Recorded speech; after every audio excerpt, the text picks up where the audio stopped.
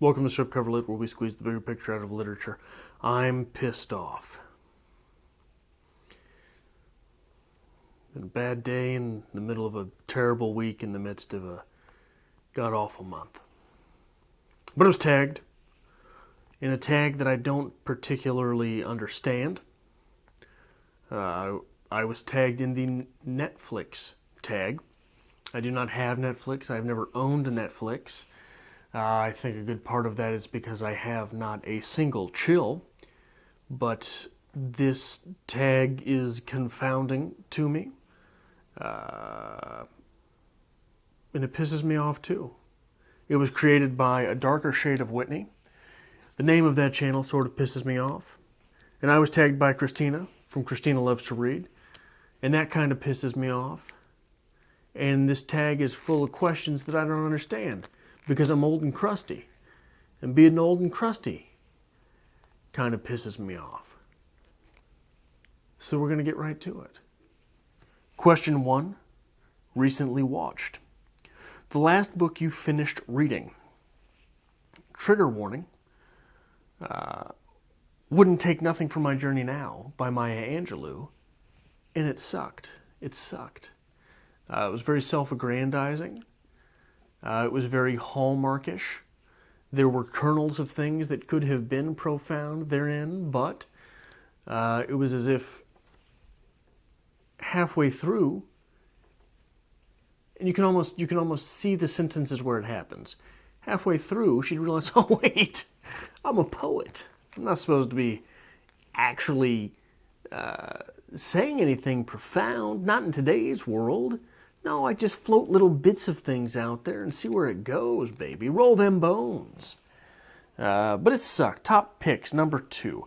Books that have been wrecked to you based on a previous read. Now, for me, I think that life is literature and literature is life. The two are inseparable. And I have aimed very, very ardently to make my life about literature. So I think that this question can fairly be read as a book that has been recommended to you based on your life and or life decisions. The New Testament. 3. Recently added. The last book you bought. Who cares? I don't understand. And there's weird little gray areas with this. So if you bought a bunch of books at a time, last books you bought? Anyway, The 12 Rules of Life by Jordan Peterson, who is one of these intellectual blowhard types that he claims so vigorously that he hates, but is nonetheless in the limelight. And I think that there are little bits of things which come across as very useful from his talks, from his little nuggets of wisdom and pseudo-wisdom and semi-wisdom. But a lot of it is things that people like to, other blowhards, like to read and touch themselves while they do so. So, moving along. 4. Popular on Netflix. Books that everyone knows about, 2 that you've read, and 2 you've no interest in reading. 2 I've read, Harry Potter 1 and Harry Potter 2. 2 I have no interest in reading, Harry Potter 6 and Harry Potter 7. Don't want to do it. Done with it. I'm over it. I don't even feel like burning the books at this point. I'm just kind of through. I don't like it. I don't like them. I don't want to do it anymore. I'm through with it. I don't want it. I don't want it. I don't want it. 5. Comedies, a funny book. Revelations. 6. Drama. A character who is a drama queen. Hamlet. To waffle so is unfashionable, sir. 7. Animated. A book with cartoons on the cover? No. I am not giving in to that question. I will not cede that ground. I don't care what is on the cover of books. I don't care if they are animated. I don't care if it's pictures. I don't care.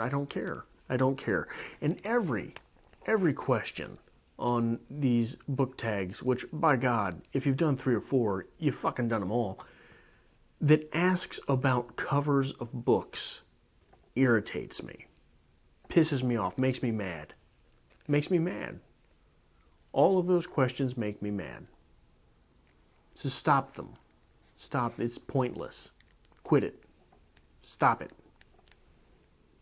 Stop it. 8. Watch it again. A book series you want to reread. I have been getting a hankering lately for William Shakespeare's sonnets. Despite the fact that, boy, is it sort of a labor to get through. No love's labor lost. 9. Documentaries, a nonfiction you would recommend to everyone. I would recommend that everyone at some point read a book about fiction. A book of criticism or a book of enlightenment about what the art means. Maybe a little Harold Bloom. Maybe a little Harold Bloom that works in some other things. Like I have here The Best Poems of the English Language, from Chaucer through Robert Frost, by Harold Bloom. And he gives a little bit of enlightenment about each of the poets and many of the poems therein, and I think everyone would benefit from that, because we are in a world that does not suffer a poet to live, that does not suffer an artist to live. We are in a world right now that loves to take artists, loves to rake artists over the coal for things that they're reading into the works. I can't begin to talk about how disappointed I am that people are wrecking writers for things that are or are not in their books. Because someone includes something in a text does not mean that he or she endorses it. Simply does not. In fact, a lot of times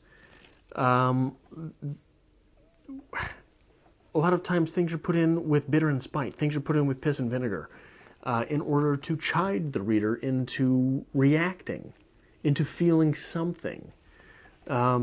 This does not mean, Bret Easton Ellis does not necessarily condone eating hookers' heads, despite the fact that it's in American Psycho. But I don't understand this need for people to persecute writers for things that are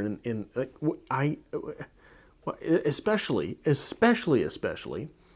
when most of these people, I guarantee you, can quote a Drake song,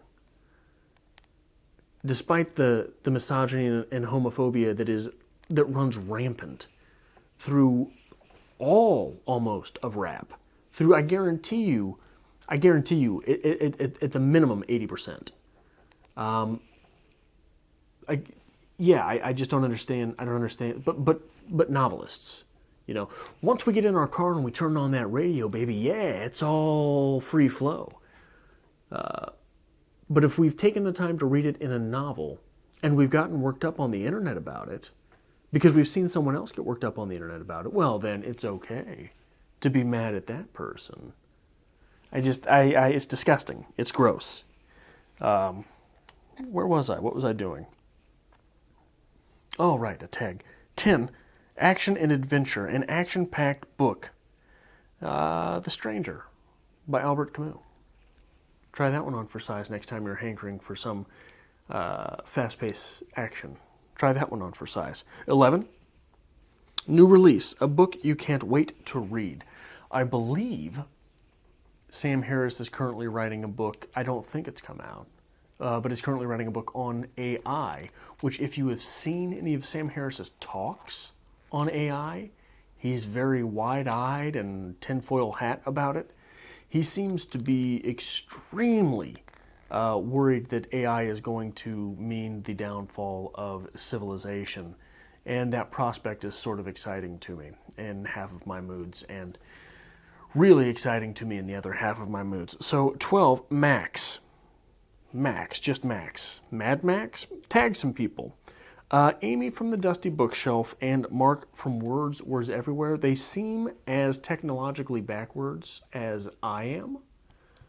So I'm assuming that they will be equally confounded with this tag and the questions therein. So I am hoping to not be the only old crusty person on the internet, and those people should do this tag as well.